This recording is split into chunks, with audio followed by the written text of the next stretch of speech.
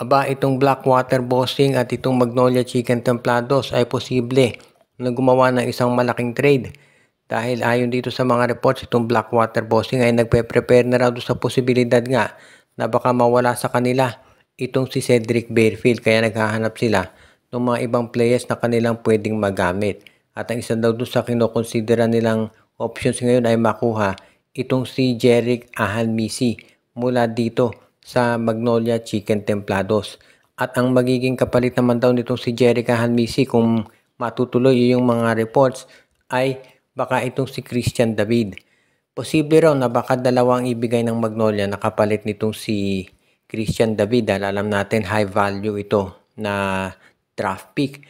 So si Christian David mapupunta sa Magnolia at baka itong si Jerick Ahanmisi plus si Jerick Balanza i-trade na dito sa Blackwater Bossing. O baka naman, baka si Jerick Ahanmisi plus isang first round draft pick. Yan daw yung kinukonsidera ngayon itong Magnolia Chicken Templados. Alam natin lahat na itong si Christian David, isa siya doon sa pinaka-sought after talaga ng mga big men dito ngayon sa PBA. Kaya nga gusto na siyang makuha nitong Magnolia Chicken Templados.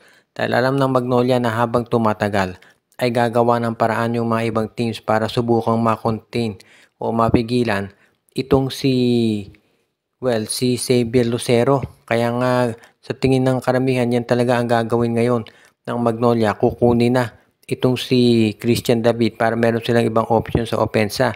Just in case nga na maging mahigpit na yung gwardiya dito kay Xavier Lucero.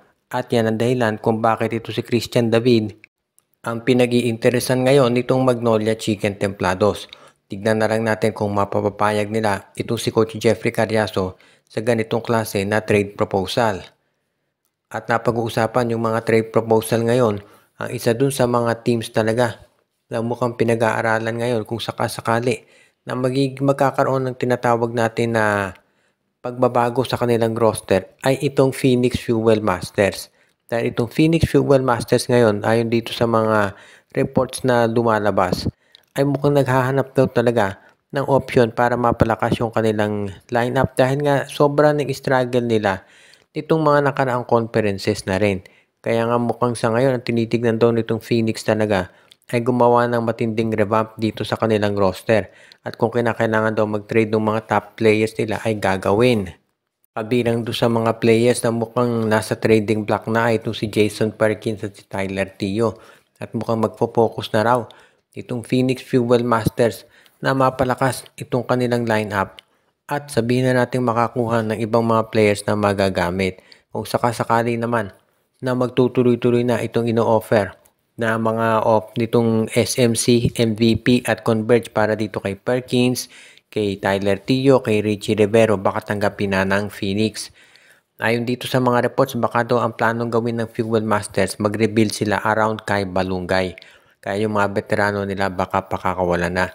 Iyan daw ngayon ang isa doon sa mga kinukonsiderang mabuti nitong Fuel Masters. At kung sakaling matuloy nga yan, abay good news naman ito para dito kay Kai Balungay dahil alam natin na napakataas ng potential ng nasabing player.